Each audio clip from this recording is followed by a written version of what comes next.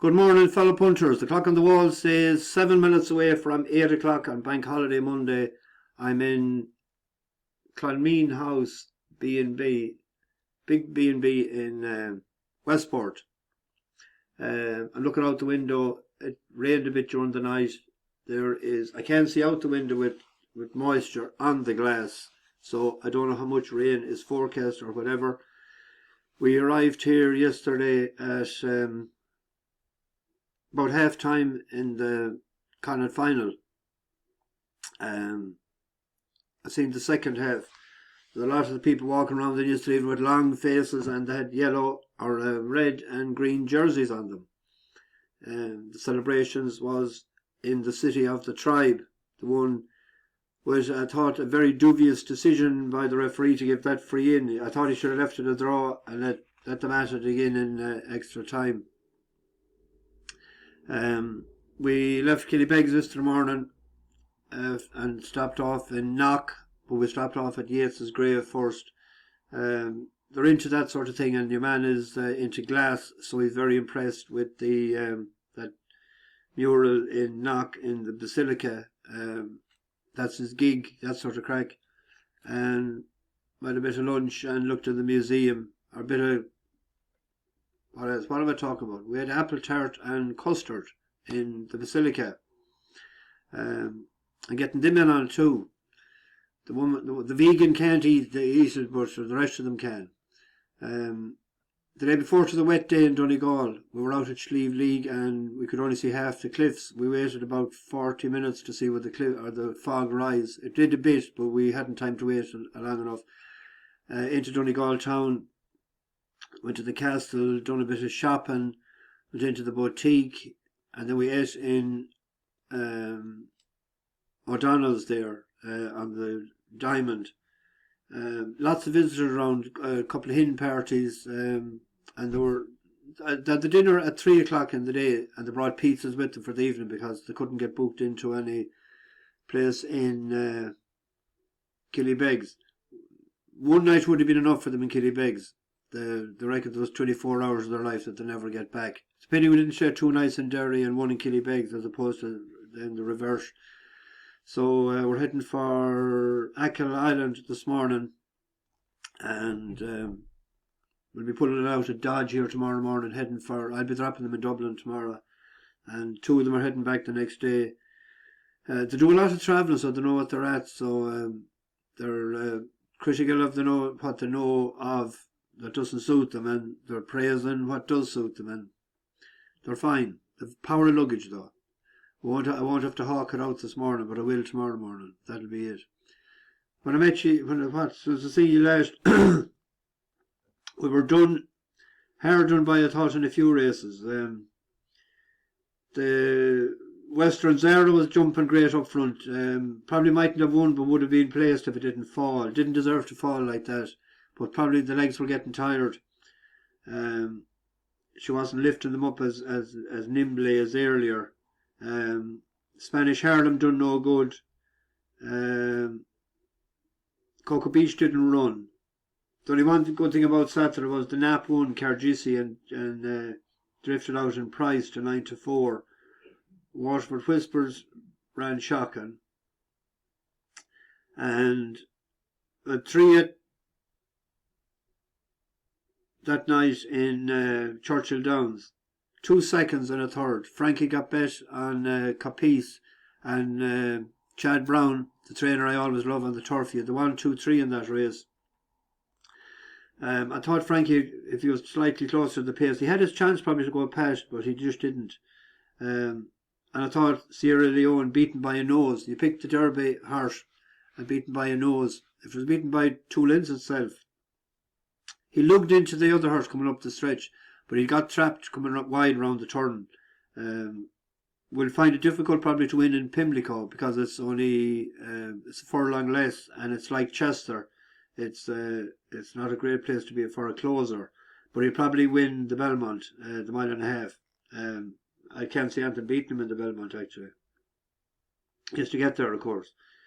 And yesterday I put up 2 yesterday morning. I couldn't get the internet yesterday morning, and in Killybegs, must be with the weather.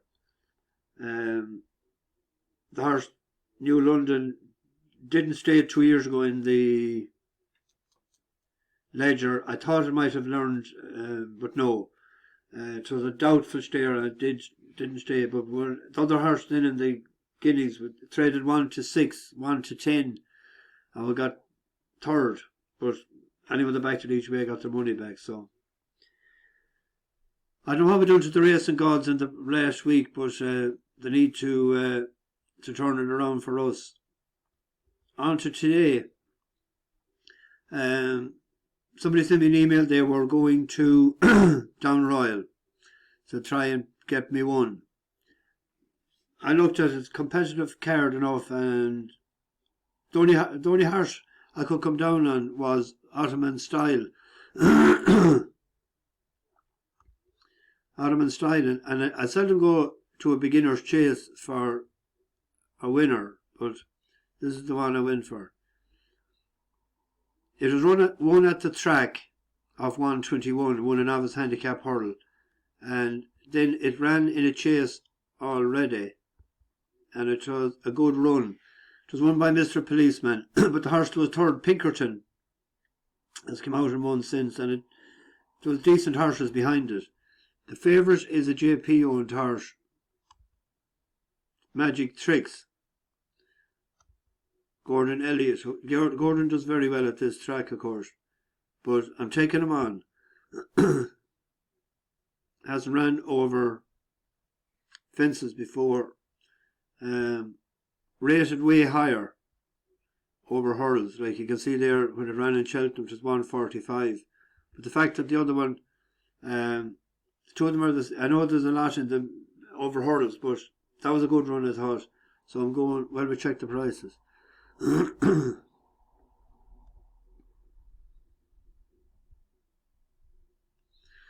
Both of them are pretty much the same. Actually, that one was a 6-4 shot, I think, yesterday evening, Magic Tricks.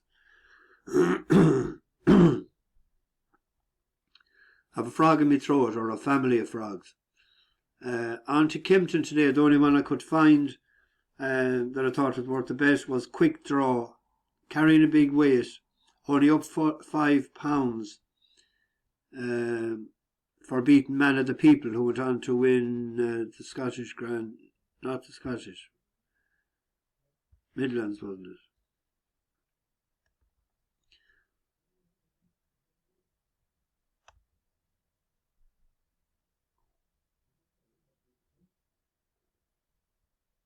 Neither. One at Cheltenham.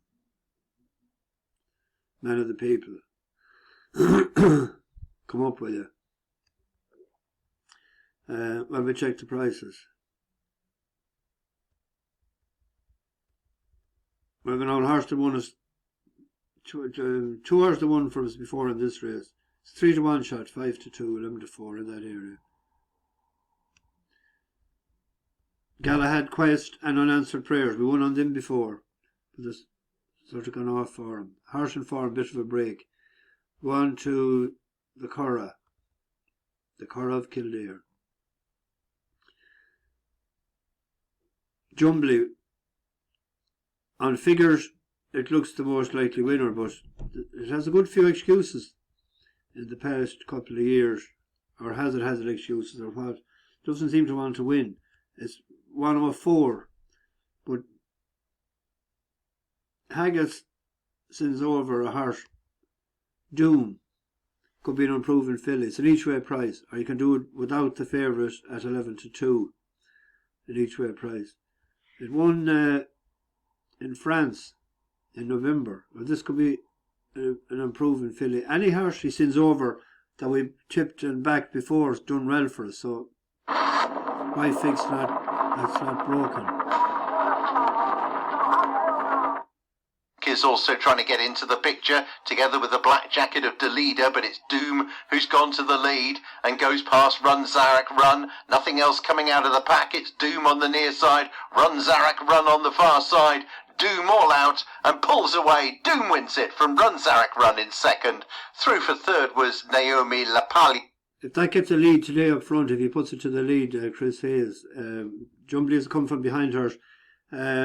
Paddy Toomey sends out a grand little horse in there, but it's 2 for 2 lifetime, Vain Gloria. Be interested to see how that runs today. Hasn't ran from, when was it, in Cork, wasn't it? Cork last July. That was over a mile, back to 7. It's a miler actually, that horse, I'd say. I'm going on the front end for Chris Hayes to bomb it out in front to make it hard to peg back. Which, it's a nice each way price. 15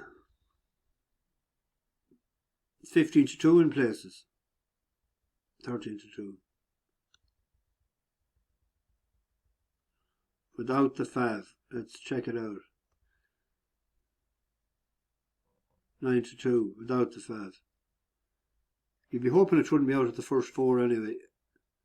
We have a bus horse running in the 4:10 at the Curragh.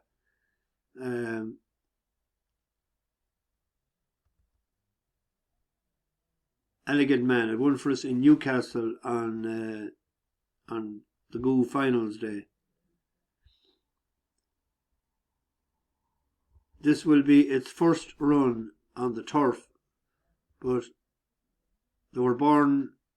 Vance is now being asked to challenge on the far side, and they're followed then close up by behind these Hooking coming through into second to shade that with Penzance, then Stormcatcher from the back, Star Harbour, Elegant Man coming back to them a bit. Hooking is charging, Penzance on the far side, but Elegant Man seems to be finding a little bit extra as they race up towards the line, and Elegant Man's going to make it all. A really great performance under top weight and a big handicap.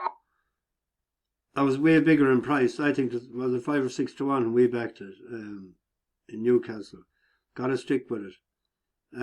Now, it's a good race, this. White Birch is in it. That won the last year. That was a good race the last year. White Birch, Maxus and Village Voice, they were all in that, and Greenland, they were all in that race the last day.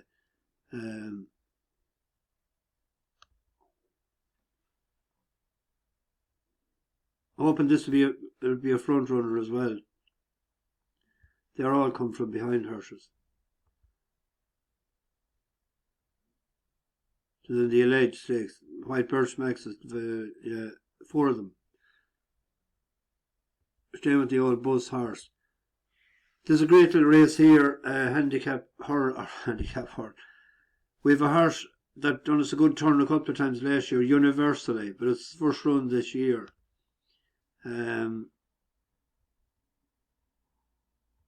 But Callum Keane is up to ride it, so he might have got the nod.